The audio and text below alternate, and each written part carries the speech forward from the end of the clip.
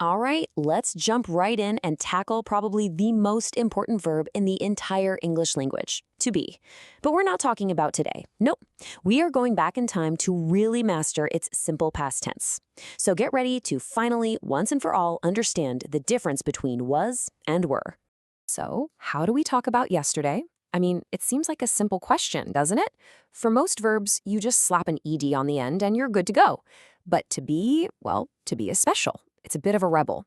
And that's exactly what we're going to break down right now. Okay, here is the first half of the secret. If today, right now, you would say I am or he is, when you talk about something that already happened, both of those, am and is, they transform into one simple word, was. So I am happy becomes I was happy. He is late becomes he was late. Easy, right? And here's the second half of the puzzle. If today you'd say we are or they are, well, yesterday, that word becomes were. You are my friend turns into you were my friend. They are here becomes they were here. You see that pattern? When you break it down like this, it's actually pretty simple. So let's just lock this in. This is the crucial point to remember. The verb to be does not play by the normal ed rules for the past tense. It's got its own little system going on. Am and is team up to become was, and are becomes were. That's it. That's the core rule. Okay, so let's put this into practice now with some positive sentences. The whole key here is just knowing which person or which subject gets was and which one gets were. Let's look at how these are grouped. So I, he, she, and it, all of those singular subjects use was. For example, I was at home or she was a teacher. But you, we, and they, all of those use were. So you'd say they were happy. And right here, this is a super important point. This is the one that trips a lot of people up. The word you always uses were in the past. It doesn't matter if you're talking to one person or 100 people. It's always you were great, never you was. You got to remember that one.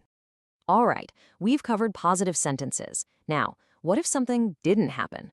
Let's dive into negative sentences and how we use wasn't and weren't. And you know what? This is incredibly simple. All it takes is 2 little steps. You start with your past tense verb, was or were, and you just add the word not right after it. That's literally it. Was becomes was not, were becomes were not.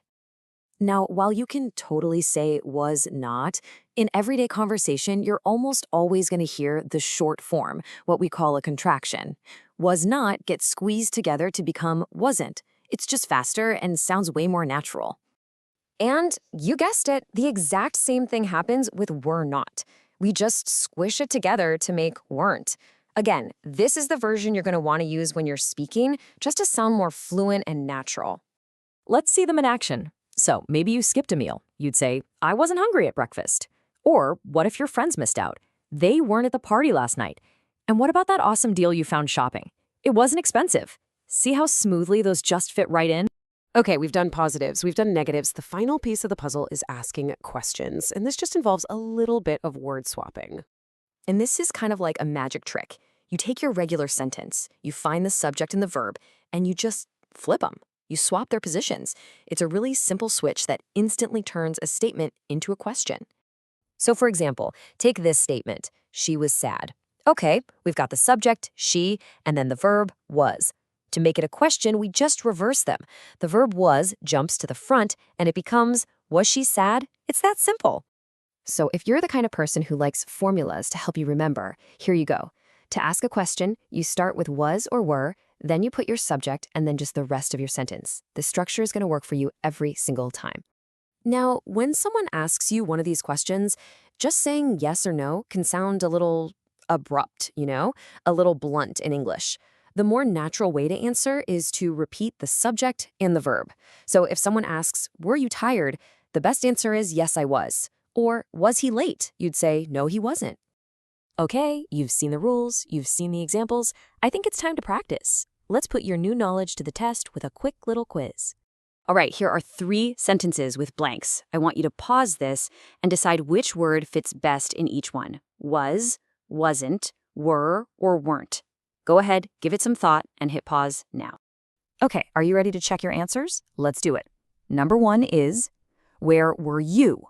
Remember that special rule? You always gets were. Number 2, we weren't at school. The subject is we, so the negative form is weren't.